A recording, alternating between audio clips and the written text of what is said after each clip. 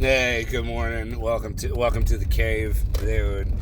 I haven't really put anything on here in a minute, dude, because emotionally, like, it's been a little rough seeing seeing my dad deteriorate and not really being able to do anything, and then he still believes the narrative and doesn't want to think of anything outside the box, and is trying to justify why he's getting sick and sicker and sicker. And he was talking about lung cancer, and I really feel that with a certain something in his body, that chemotherapy will not be good for him in any way.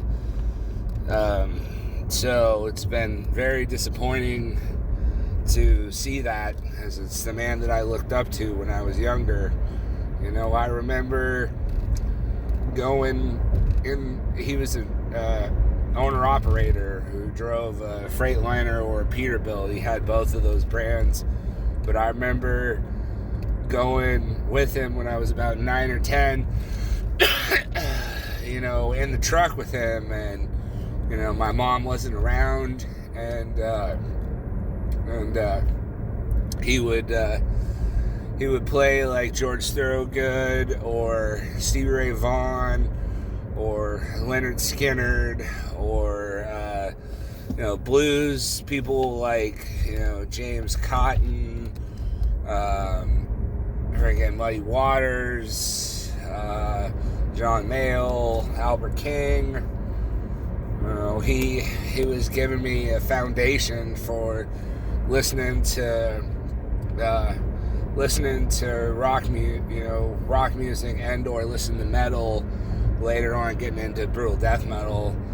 But I really think that going in the truck with him and going up and down California when I was younger was really some of the fondest memories that I had, other than going to A's or Giants games with him when I was younger.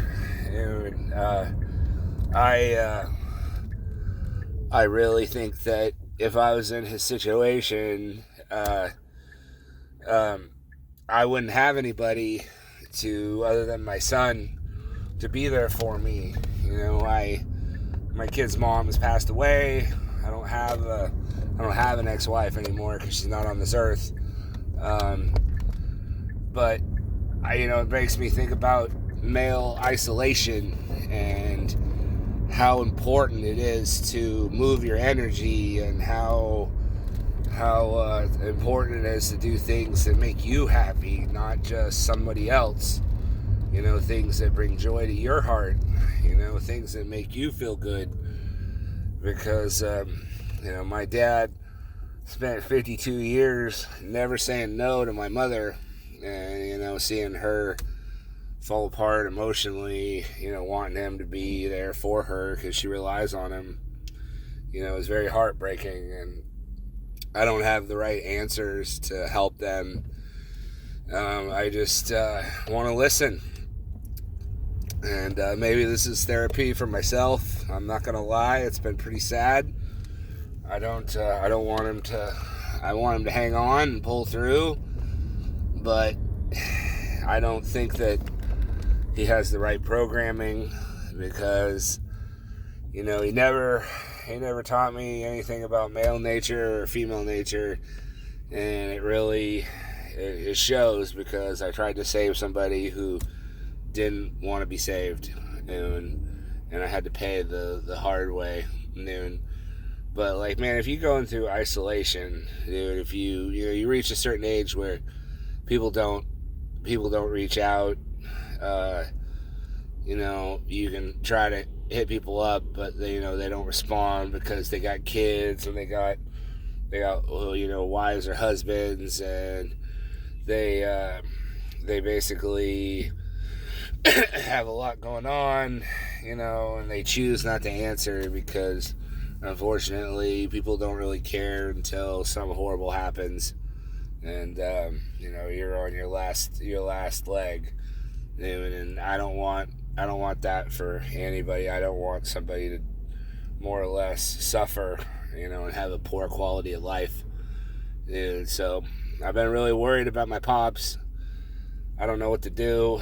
If I try to talk to him about, alternative medicine, to try to detox from the Pfizer, or the Moderna, or whatever one it was. It ain't good no matter how you put it. I've seen too much evidence when you go down the rabbit hole that says different.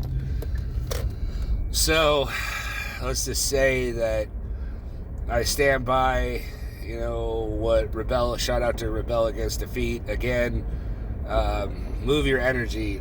If you're struggling, do something that you love. Get out, take a walk, go visit somebody that you haven't seen in a long time. Show somebody that you give a crap about them.